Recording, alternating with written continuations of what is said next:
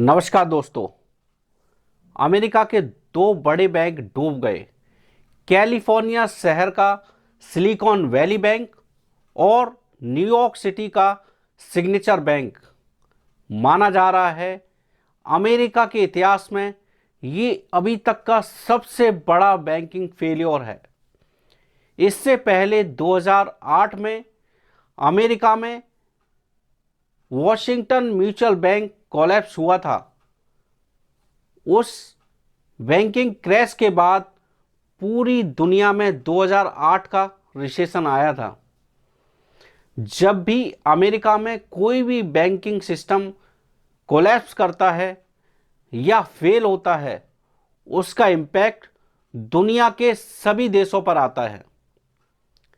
इस banking crash के बाद सभी लोग इस बात को लेकर डरे हुए हैं कि कहीं 2008 वाला रिसेशन जैसी सिचुएशन फेस ना करनी पड़े। तो आइए समझेंगे इस वीडियो में कि ये बैंकिंग क्रैश कैसे हुआ और क्यों हुआ। Silicon Valley Bank collapsed on Friday. The collapse of Silicon Valley Bank is causing shockwaves across the entire business world. To Silicon Valley Bank. It is the epicenter of tech startups, venture capital. The collapsed bank had invested in around 21 Indian startups. The bank stock lost 80% of its value this week, 60% in one day alone. The management of these banks will be fired. Investors in the banks will not be protected. दोस्तों, इस situation को समझने के लिए हमें सबसे पहले bank के बिजनेस मॉडल को समझना होगा कि बैंक काम कैसे करता है। ये तो हम सभी जानते हैं कि बैंक एक ऐसी जगह है जहाँ पर हम अपनी मेहनत की कमाई का पैसा इकट्ठा करके वहाँ डिपॉजिट करते हैं और ये मानते हैं कि ये हमारे पैसे के लिए सबसे सुरक्षित जगह है। और बात भी सही है। इसके अलावा और आप उस पैसे को कहाँ रख सकते हैं। लेकिन कभी आपने ये सोचा है कि बैंक इस पैसे का करता क्या है? दोस्तों, बैंक इस पैसे से अपना खुद का धंधा करता है।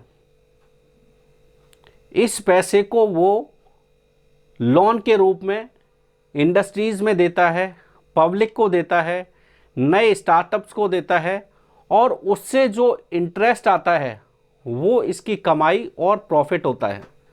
ये तो इसका एक जरिया हो गया। इसी तरह से इस पैसे को वो डिफरेंट जगह पर इन्वेस्ट करता है। रियल इस्टेट में इन्वेस्ट करता है, स्टॉक मार्केट में इन्वेस्ट करता है, गोल्ड में इन्वेस्ट करता है, लैंड में करता है, बॉन्ड्स में करता है और वहाँ से पैसे को कमाता है और वही इसका प्रॉफिट होता है। उसी से सारा बैंकिंग सिस्टम रन करता है, चलता है।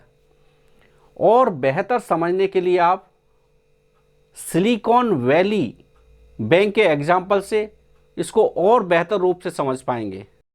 सिलिकॉन वैली बैंक की स्थापना 1983 में सेंटा कार्ला जगह है कैलिफोर्निया में, वहाँ पर हुई थी।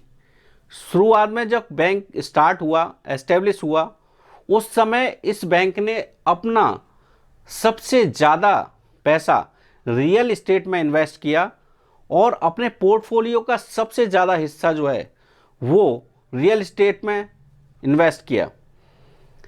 पोर्टफोलियो क्या होता है? पोर्टफोलियो जैसे आपकी जो छोटी छोटी बचत है उन सब का जब टोटल किया जाए तो वो एक पोर्टफोलियो बन जाता है। हर पर्सन का पोर्टफोलियो अलग अलग हो सकता है। जैसे सपोज कि आप गोल्ड में इन्वेस्ट करते हैं, थोड़ा पैसा आप स्टॉक मार्केट में करते हैं, थोड़ा आप लैंड में करते हैं, रियल एस्टेट में करते हैं, बॉन्ड्स में करते हैं, तो ये सारा मिला करके एक पोर्टफोलियो बन जाएगा। तो ज़्यादातर फाइनेंशियल एक्सपर्ट इस बात को बताते हैं कि अपना इन्वेस्टमेंट पोर्टफोलियो डाइवर्सिफाई रखना चाहिए, केवल एक ही जगह इन्वेस्ट नहीं करना चाहिए, उससे आपका रिस्क कम हो जाता है। तो इसको इस एग्जांपल से समझते हैं कि मान लेते हैं कि आपके पास बहुत पैसा है और आपको कोई सजेस्ट करता है कि आप ऐसा करिए, आप गोल्ड में इसको इन्वेस्ट कर दीजिए, क्योंकि गोल्ड हमेशा ही अच्छा ग्रो करता है, ठीक है, तो आप अपना सारा पैसा गोल्ड में डाल देते हैं और मान लेते हैं कि गोल्ड का मार्केट एक टाइम पे आके क्रैश कर जाता है अचानक, तो आपका सारा पैसा डूब जाएगा। तो इसी तरह से जो है इस सिलिकॉन वैली बैंक के साथ भी हुआ था, क्योंकि सिलिकॉन वैली बैंक जो है अपना पोर्टफोलियो का सबसे ज़्यादा हिस्सा रियल एस्टेट में इन्वेस्ट करता था। तो 1992 में अमेरिका में जो है रियल एस्टेट का मार्केट क्रैश कर गया और जिसकी वजह से इस बैंक को भारी लॉसेस को फेस करना पड़ा। लगभग 2.2 बिलियन डॉलर्स का लॉस इन्होंने फेस किया। उसके बाद इन्होंने अपनी स्ट्रेटजी को चेंज किया और अपने पोर्टफोलियो को डाइवर्सिफाई किया। जब 1995 के बाद से 2000 तक हम देखते हैं तो इन्होंने अपने इन्वेस्टमेंट के पोर्टफोलियो में रियल एस्टेट का जो कंट्रीब्यूशन था 10% तक रखा, उससे ज़्यादा उसको बढ़ाया नहीं, जबकि पहले ये 50% से भी ज़्यादा रियल एस्टेट में इन्वेस्ट करते थे। 2000 आते आते तक इन्होंने जो है अपना इन्वेस्टमेंट जो स्टार्टअप्स थे, टेक स्टार्टअप्स, उनमें डालना शुरू कर दिया। आप सब सोच रहे होंगे कि इस सारी पूरी कहानी का आज की सिचुएशन से क्या लेना देना है। आज जो सिचुएशन हुई है वो बिल्कुल सिमिलर ही है जो किसी ज़माने में इस बैंक के साथ हुई थी, लेकिन उस समय जो इसका स्केल था बहुत छोटा था, लेकिन आज जो हुआ है उसका स्केल बहुत बड़े लेवल पे हुआ है। ये जो बैंक है 1995 के बाद 2000 तक पहुंचते पहुंचते इसकी जो इमेज थी वो टेक स्टार्टअप कंपनी जो वेंचर के रूप में पहुंच जाती थी उनको लोन देने के रूप में हो गई थी। जितनी भी सिलिकॉन वैली में नई कंपनीज थी, tech companies, most of the company जो हैं वो इसके कस्टमर्स थे।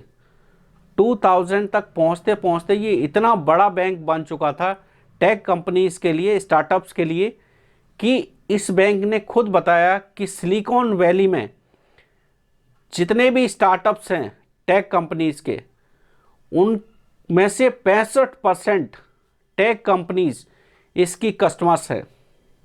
सिलिकॉन वैली में जितनी भी टेक स्टार्टअप्स थे, नई कंपनीज थी, वो मैक्सिमम इसकी कस्टमर थी।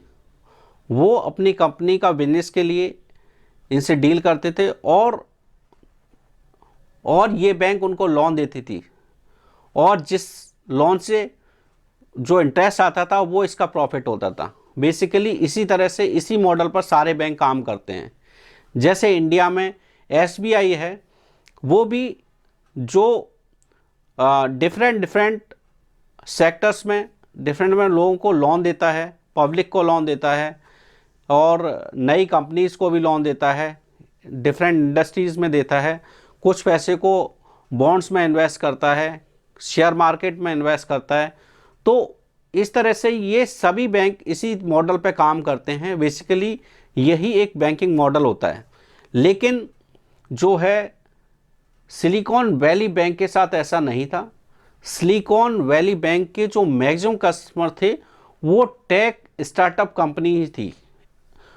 इसकी जो पहचान बन गई थी वो एक तरह से टेक स्टार्टअप कंपनीज के लिए ही ये बैंक काम करता है एक्सक्लूसिवली, इस तरह की इसकी इमेज बन गई थी।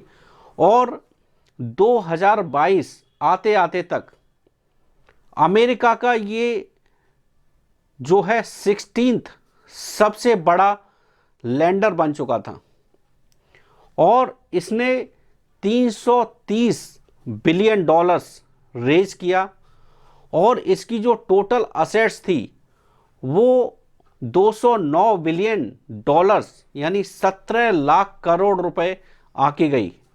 आप सोच रहे होंगे कि जब 2022 तक सब कुछ अच्छा चल रहा था इस बैंक का, तो अचानक ऐसा क्या हुआ कि ये बैंक क्रैश कर गया। इसको समझने के लिए हम थोड़ा सा फ्लैशबैक में जाएंगे।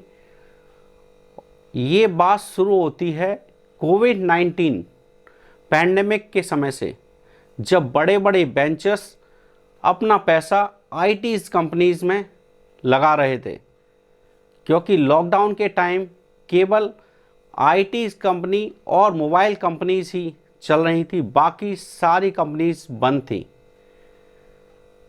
तो इस बीच टेक कंपनियों ने बहुत सारा पैसा रेज किया और उस पैसे को अपने बैंक सिलिकॉन वैली बैंक में डिपॉजिट किया। जैसा कि हम जानते हैं कि सिलिकॉन वैली बैंक जो है, सबसे ज़्यादा जो इसके कस्टमर हैं वो टेक स्टार्टअप्स हैं, तो इनके पास भी बहुत सारा लिक्विड फंड एक साथ आया। इन्होंने उस फंड को फर्दर इन्वेस्ट किया आगे, जैसा कि सभी बैंक ऐसा ही करते हैं, क्योंकि सभी बैंक इसी बैंकिंग मॉडल पर काम करते हैं। वैसा ही सिलिकॉन वैली बैंक ने भी किया, जो कि गलत नहीं था। इन्होंने इस पैसे को बॉन्ड्स में इन्वेस्ट किया, गवर्नमेंट बॉन्ड्स और कॉरपोरेट बॉन्ड्स। जब इन्होंने बॉन्ड्स में इन्वेस्ट किया, उस समय फेडरल रिजर्व्स के जो रेट ऑफ इंटरेस्ट थे वो 0.2 से 0.5 के बीच थे, लेकिन जैसे जैसे इन्फ्लेशन बढ़ा, अमेरिकन गवर्नमेंट ने रेट ऑफ इंटरेस्ट को भी बढ़ा दिया इन्फ्लेशन को कंट्रोल करने के लिए। तब जो इनकी टेक कंपनीज थी जिनका पैसा इनके पास जमा था, उन्होंने, क्योंकि जब रेट ऑफ इंटरेस्ट बढ़ जाता है तो लोन लेना महंगा पड़ता है, कॉस्टली पड़ता है, तो उन टेक कंपनियों ने अपना जो डिपॉजिट्स था वो विड्रॉ करना शुरू कर दिया। तो जैसा कि सिलिकॉन वैली बैंक के सबसे ज़्यादा कस्टमर टेक कंपनीज ही हैं, तो जब एक साथ बहुत सारे लोग विड्रॉ करेंगे पैसे को, तब सिलिकॉन वैली बैंक के साथ लिक्विड फंड की कमी आ गई। तो जब इनके कस्टमर्स को दिक्कत होने लगी तो इन्होंने डिसाइड किया अपने बॉन्ड्स को बेचने का। इस बैंक ने अपने 220 बिलियन डॉलर्स के बॉन्ड्स को 1.80 बिलियन डॉलर्स के लॉसेस में बेच दिया। जब ये न्यूज़ मार्केट में आई तो इस बैंक के शेयर की वैल्यू 60% डाउन चली गई, और 9 मार्च को मूडीज़ ने भी इस बैंक की रेटिंग को डाउन कर दिया। जब ये दोनों खबर मार्केट में आई तो उस समय तक बैंक कुछ भी कर लेता, इस बैंक क्रैश को रोक पाना नामुमकिन था। तब जब ये खबर पूरी तरह से मार्केट में फैल गई, उसके बाद लोग जो है अपना पैसा निकालने के लिए कस्टमर्स इस बैंक की तरफ भागने लगे, और कस्टमर्स जब बैंक की तरफ भागने लगे, और क्योंकि सबको अपने पैसे की चिंता हो जाती है कि कहीं मेरा पैसा डूब ना जाए, इस स्थिति को बैंक रन कहा जाता है। एक्चुअल रीजंस क्या रहे होंगे, लेकिन अब तक की प्राप्त इंफॉर्मेशन से ये तो साफ है कि बैंक में किसी भी तरह का कोई घोटाला नहीं हुआ है। ये जो केस है वो एक बैड डिसीजन मेकिंग का केस है। अब दोस्तों, सवाल यहाँ पर ये उठता है कि जिन कस्टमर्स का और जिन कंपनीज का पैसा इस बैंक में डिपॉजिट था, उस पैसे का क्या होगा। तो दोस्तों, जो बैंक में पैसा डिपॉजिट होता है उसका एक इंश्योरेंस होता है जो गवर्नमेंट के द्वारा होता है, और इसका एक लिमिट होता है। अमेरिका में ये लिमिट $2.5 लाख है।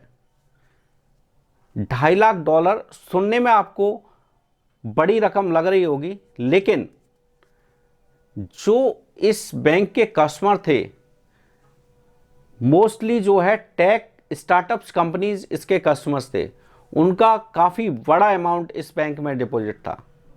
और माना ये जा रहा है कि 89% जो पैसा था डिपॉजिट इस बैंक में वो अनइंश्योर्ड था। इस केस में अगर अमेरिकी सरकार का रिस्पॉन्स भी सिमिलर रहता है जैसा कि भारत सरकार का रहा था जब इंडिया में पीएमसी बैंक क्रैश हुआ था। जैसे ही बैंक क्रैश की खबर अमेरिकन गवर्नमेंट को पहुंचती है तभी California department of financial protection and innovation silicon valley bank के ऑफिस में जाकर धावा बोलता है और उनके रिसीवरशिप को जब्त कर लेता है, जिसमें 175 बिलियन के डिपॉजिट्स थे कस्टमर्स के, उसे वो दे देता है एफडीआईसी को, federal deposit of insurance corporation. FDIC इससे एक नया बैंक क्रिएट करता है, national bank of Santa Clara FDIC जो है सिलिकॉन वैली बैंक की सभी असेट्स को टेक ओवर कर लेता है, जिससे कि यूजली बिजनेस एक्टिविटीज़ को रन किया जा सके। और दोस्तों फिर शुरू हो जाती है सर्च एक ऐसी बैंक की जिससे इसका मर्जर किया जा सके। हाँ दोस्तों, इस तरह के ज़्यादातर केसेस में मर्जर ही एकमात्र सलूशन होता है।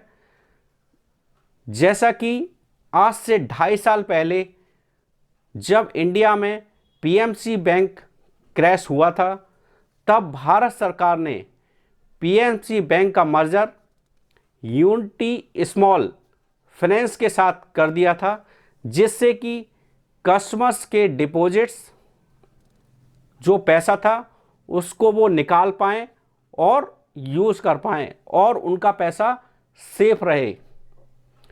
सिलिकॉन वैली बैंक के केस में देखा जा रहा है कि इस बैंक का मर्जर किससे किया जाएगा। इस बैंक क्रैश का सबसे बड़ा असर जो पड़ा है वो अमेरिकन बैंक्स और यूरोपियन बैंक्स पर पड़ा है, जो कि शेयर मार्केट में उनकी वैल्यूएशन काफ़ी नीचे चली गई है।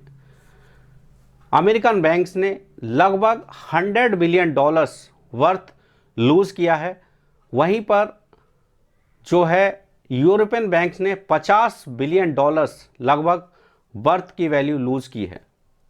अब यहाँ पर देखना ये है कि इस बैंकिंग क्रैश से अमेरिकन इकोनॉमी पर और दुनिया की इकोनॉमी पर क्या असर पड़ता है। हालांकि लोग इसका कंपैरिजन 2008 के फाइनेंशियल क्राइसिस से कर रहे हैं, लेकिन 2008 के फाइनेंशियल क्राइसिस और इस बैंकिंग क्रैश में क्रिटिकल डिफरेंस है। 2008 में जो फाइनेंशियल क्राइसिस आया था अमेरिका में, उसका कारण था कि अमेरिका का 2008 में हाउसिंग फाइनेंसिंग मार्केट क्रैश कर गया था, क्योंकि बैंक्स ने बड़े ही इर्रेस्पॉन्सिबल तरीके से लोगों को और कंपनीज़ को जो है लोन दे दिया था, जो लोग अफोर्ड नहीं कर सकते थे उनको भी, और वो लोन रीपे नहीं हो पाया, जिसकी वजह से हाउसिंग फाइनेंस मार्केट क्रैश हुआ और पूरे दुनिया में 2008 वाला रिसेशन आया। लेकिन यहाँ पर एक्सपर्ट्स का मानना ये है कि जो सिलिकॉन वैली बैंक है वो मैक्सिमम जो डील करती थी वो टेक स्टार्टअप्स में करती थी, जिसका एक स्पेसिफिक एरिया है। तो इसका इम्पैक्ट जो आएगा वो ज़्यादातर उन कंपनीज पे आएगा, स्टार्टअप्स पे, जो इससे अपना डील करते थे। लेकिन 2008 जैसा रिसेशन आएगा ये कहना अनलाइकली होगा। आई होप दोस्तों ये सारी सिचुएशन आपको बड़ी सरलता से समझ आ गई होगी, और इस तरह के इंफॉर्मेटिव वीडियोस के लिए मेरे चैनल को सब्सक्राइब कर लीजिएगा, और वीडियो पसंद आता है तो इसको ज़्यादा से ज़्यादा शेयर कीजिएगा। Thanks for watching. जय हिंद दोस्तों।